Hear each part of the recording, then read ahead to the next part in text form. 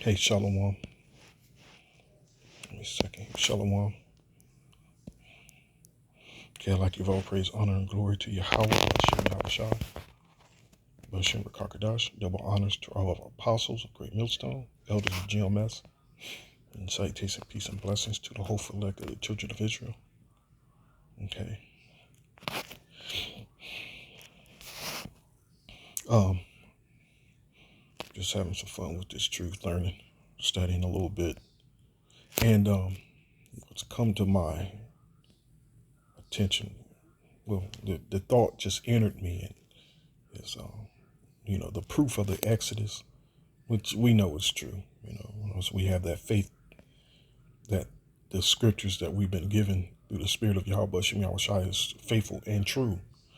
Okay, but there's actual evidence of this itself, and not just the evidence. I'm just wild by some of the facts. Like, for example, ain't nothing was going to make it through the Red Sea when Yahweh Shem Yahushua closed the walls of water and destroyed Pharaoh. Just looking at some of these facts here. Let's go to the Red Sea here, and just imagine this. Again, all the works of Yahweh Shem Yahushua is nothing but wow. Nothing but wow. Like, and in some cases, terrifying visual as well. Just visualizing some of the works. And again, you have to use your spiritual eye just to see these things. Just visualizing the sight that they witness, especially walking through the Red Sea. Let me find it. The depth, how deep the waters were. Maximum depth, is it 9,970 feet? Average depth. The average is 1,610 feet. Okay. Is that correct? Let's do this here. How deep is the rate? That's what I want, where Moses crossed. Its maximum width is 190 miles. Its greatest depth, correct, 9,510 feet. And its area approximately 174,000 square miles. Okay, that's not what I want. I wanted the depth, the feet, 9,000. And they're saying that's at its deepest point. Okay, so I guess that Wikipedia was correct, 9,580. Let's go back to Wikipedia. Where's she at? Let's see, 9,000. Okay, but it's average. Its average is 1,610 feet. Now imagine the sight of those walls, like, so that's average. So let's just say some parts of it was 2,000, some 3,000, some 4,000, 5,000, where they were crossing. That had to have been a sight, a horrifying sight in itself. Just imagine the Israelites walking through that, man. And amongst those Israelites, you got to remember, some of them lacked faith, but they went through anyway. Can you imagine the crying and the complaining? And you know how Jake is, This is just some of the proof. I'm just having fun with this truth, man. If you haven't already, done this research and looked it up, just proof of the Exodus. And I've done this years ago, but I didn't do it right away coming to the truth. I learned to look it up,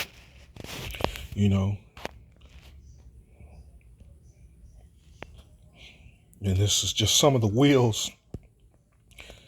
And they found some of the wheels, which was actual made of wood, but they were coated with gold. Okay, and they found that down there. Of course, Esau snatched it up. took and went to the nearest pawn shop. Damn devil. And also, a fact about that Red Sea is how it was a natural, how they say it was a natural ramp going down and where we came up out, a natural ramp made of sand.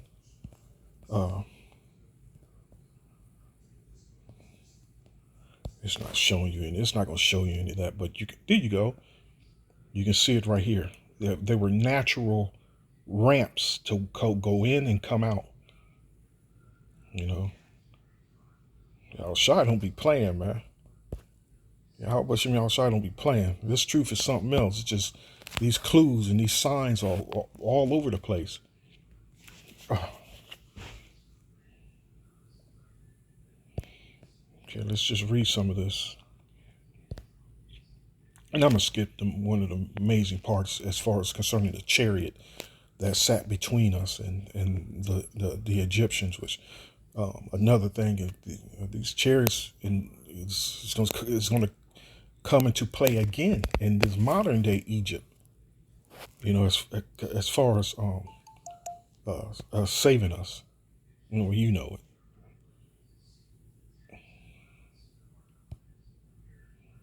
Okay, and Moses stretched out his hand over the sea, and the Lord caused the sea to go back by a strong east wind all that night, and made the sea dry land, and the waters were divided. And the children of Israel went into the midst of the sea upon the dry land, and the waters were a wall upon them on their right hand and on their left. And what archaeologists has found also that you can see down below that the rocks were removed, were pushed aside as well.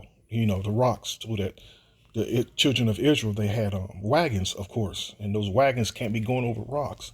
And they can see that the rocks were divided as well, the actual rocks, so that path is still there.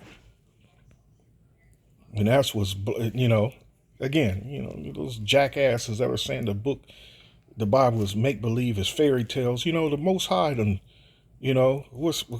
I found a scripture. I found a scripture, but here. They can't see spiritual things, nor can they know them, like the scripture says. But the Most High them blinded them from seeing these things. That's you've been condemned openly. That's how we look at it. That we can actually tell who's actually been blocked off from this truth, and that's Matthew 13. And there's others as well, like Exodus. No, I say Exodus. It's like the book of Romans, 12 or 13. I get it as well. What that which Israel has searched for, but the rest has been blinded. Something to that extent. Matthew 13. It says this. Let me show you something else I got of one of my childhood wrestlers. It was my dog growing up. I used to follow. Check it out. I'll get it in a second. Here we go. Matthew 13 and 13. Therefore speak I to them in parables, because they see not, and hearing they hear not, neither do they understand. Okay, there we go. But blessed are your eyes, for they see, and your ears, for they hear. For verily I say unto you that many prophets and righteous men have desired to see those things which ye see, and have not seen them, and to hear those things which ye hear, and have not heard them. Hear ye therefore the parable of the sower. When anyone heareth the word of the kingdom, and understand it not, then cometh the wicked one, and catcheth away that which was sown in his heart. This is he which receiveth seed by wayside. So they're never going to understand this.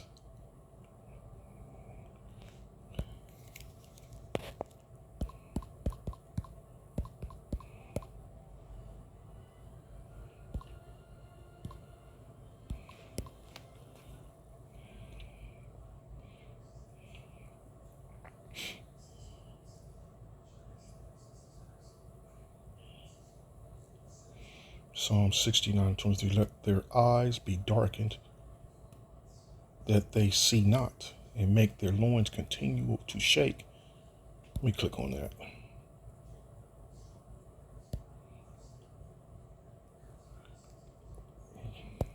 Beautiful. Psalm 69:22. Let their table become a snare before them, and that which should have been for their welfare, this truth, let it become a trap.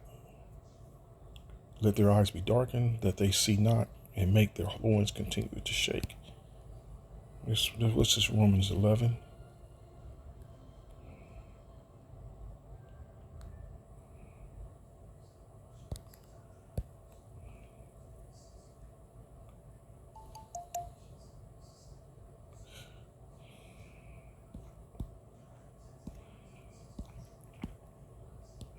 Okay, let me get the one I was quoting before, though.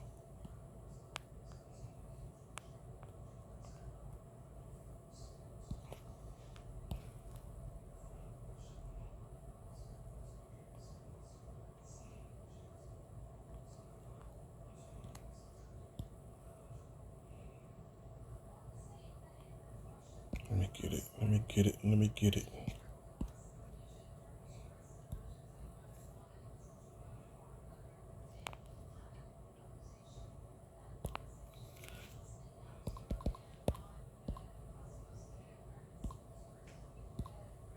Is it F or F?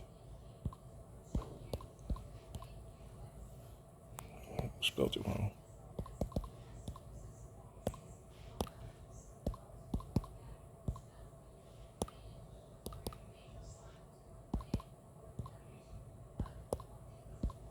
Is it seeketh or seeketh?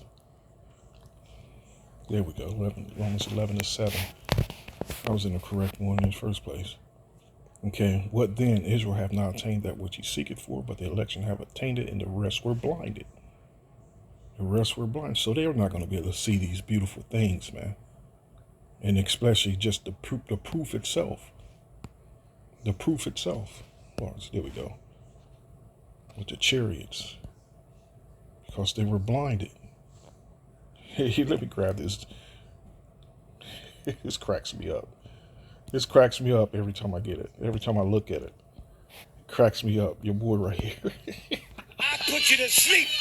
You know what I mean? I put the deep sleep on you, baby. The big sleep. The big chill. I put you to sleep. You know what I mean? I put the deep sleep on you, baby. The big sleep. The big chill. I put you to sleep.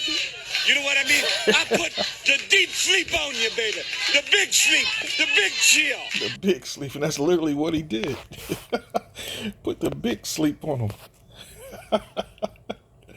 The big sleep, baby. What's the word I was looking for?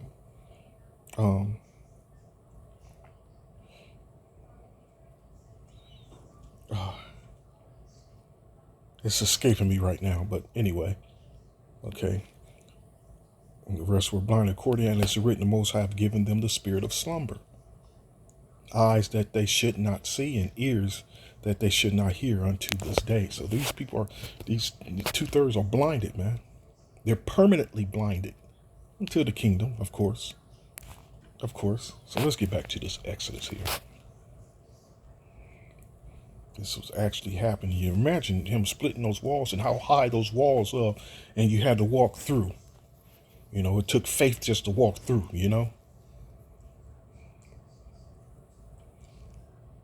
It made the sea dry, and the children of Israel went to the midst of the sea upon the dry ground, and the waters were a wall up unto them on their right hand and on their left. And the Egyptians pursued and went in after them to the midst of the sea, even at Pharaoh's horse, his chariot, and his horsemen. And it came to pass that in the morning watch the Lord looked unto the host of the Egyptians through the pillar of fire and of the cloud, and troubled the host of the Egyptians. So that chariot was still there, you know, and took off their chariot wheels. Now, that's one thing I've been noticing a lot lately, going up and down the highway.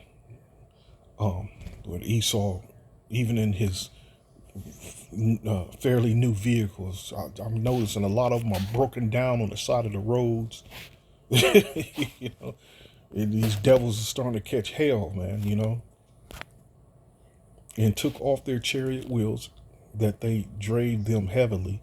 So the Egyptians said, "Let us flee from the face of Israel, for the Lord fighteth for them against the Egyptians." And the Lord said unto Moses, "Stretch out thine hand over the sea, that the waters may come again upon the Egyptians, upon their chariots, and upon their horsemen." And Moses stretched forth his hand over the sea, and the sea returned to his strength when the morning appeared. So that distance from them coming in and going out was a great distance, you know. And you got to understand, and the Egyptians fled against it, and the Lord overthrew the Egyptians in the midst of the sea, and the waters returned and covered the chariots and the horsemen and all the host of Pharaoh that came into the sea after them. There remained not so much as one of them. So again, just imagine that skyscraper size wall that continued on for long distance just collapsed. And water, and you ever think about people in airplanes falling out the sky, some crashing into the ocean, and why they don't live? People think, oh, it's a cushion. No, that water is like cement. You hit it, it's like instant cement, man. It's not going to be comforting. Imagine that water coming down, crashing upon Pharaoh, man. It hit him it hit him like rocks, you know. It hit him hard, instant death, you know. But the children of Israel walked upon dry land in the midst of the sea, and the waters were a wall unto them on their right hand and on their left. Thus the Lord saved Israel that day out of the, and that's how it's described too, as a wall. You know, thus the Lord saved Israel that day out of the hand of the Egyptians, and Israel saw the Egyptians dead upon the seashore. And Israel saw the great work which the Lord did upon the Egyptian, and the people feared the Lord and believed the Lord and his servant Moses. You know, so imagine those that died in the wilderness that lacked faith, how they were feeling. You know, just Jake, man, and how they, just they can, Jake being around weak, faithless 2/3, man. They can, it's annoying in a way. It's, and you can almost imagine, how discouraging it was listening, hearing them. Well, we're gonna make it. Are we gonna, what I mean? Are we gonna make it? Lord, you're crying and the moaning, and you can always, and it already said up above how they were complaining about leaving out of Egypt and wanted to go back because they had it good. just the sound of a damn fly in your ear, And that's amazing though.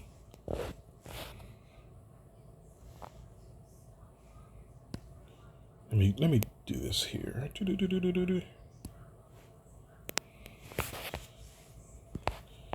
Is there evidence that Moses crossed the Red Sea? No archaeological scholar verified evidence has been found that supporting the crossing of the Red Sea. That's wrong, Let's see this. Did the Israelites actually cross the Red Sea? Most scholars agree that the Israelites did not cross the Red Sea. But the Gulf of Suez, which is a northern extension of the sea. Let's do that. Let's do this.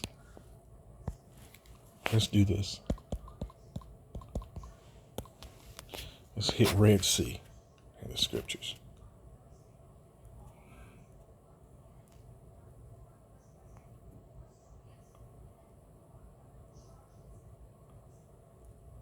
Exodus 15:4. Pharaoh's chariots and his hosts hath he cast into the sea. His chosen captains also are drowned in the Red Sea.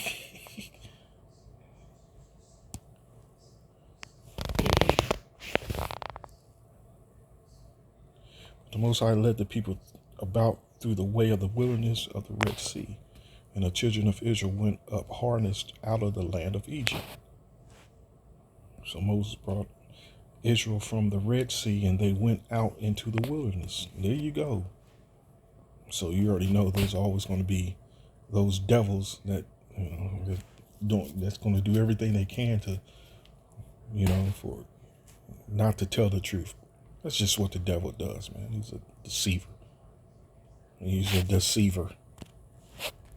Okay. New evidence from Egypt on the location of the Exodus crossing. Ooh, I haven't seen this yet. Let's see if there's some good photos in here. Because like I said, that gives me this picture here. Gives me how the rocks remove the side. But that just reminds me of it. It's not giving you no photos or anything. I thought it would give you photos, better photos.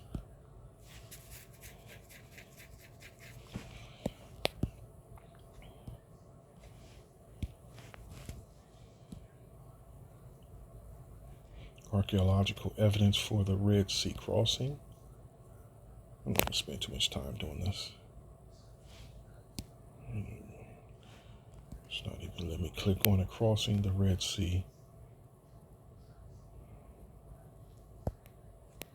Let me do this.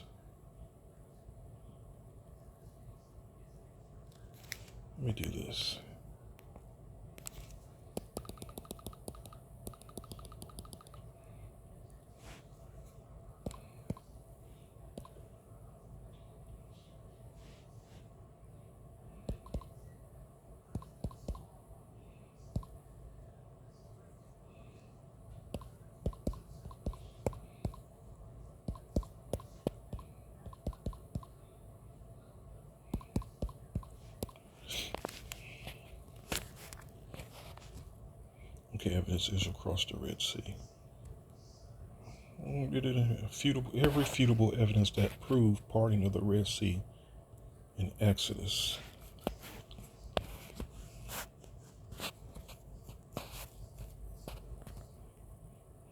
Okay, there you go. There, the wheels of, and not just and they even linked the era of the Egyptian rule, the chariots itself, and how the spokes, how they used three separate types of spokes,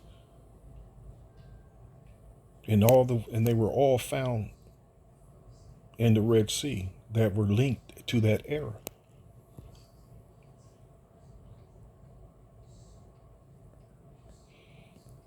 There we go. Since 1987, Ron found 3 4-spoke gilded chariot wheels.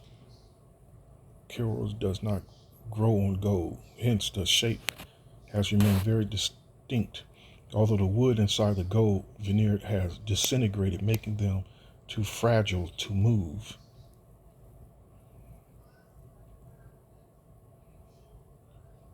And there were 3 different types. I got videos of listening to this scholar speaking on. That's how I'm saying certain things. Ugh, what the hell was that?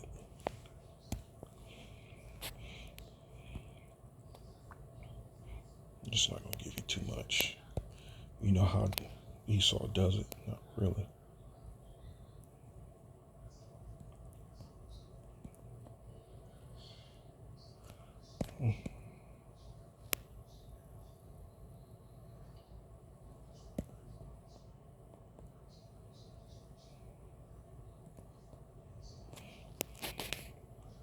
Okay, go back to images here.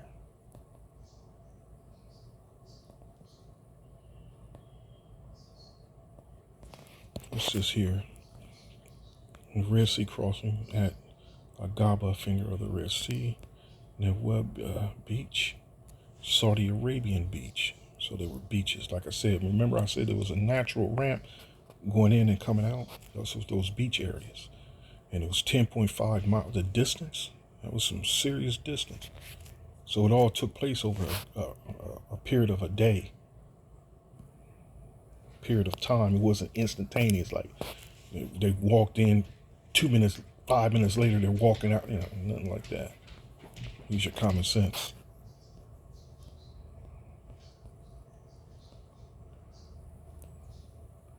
So anyway, I hope you're ready to fight. Okay?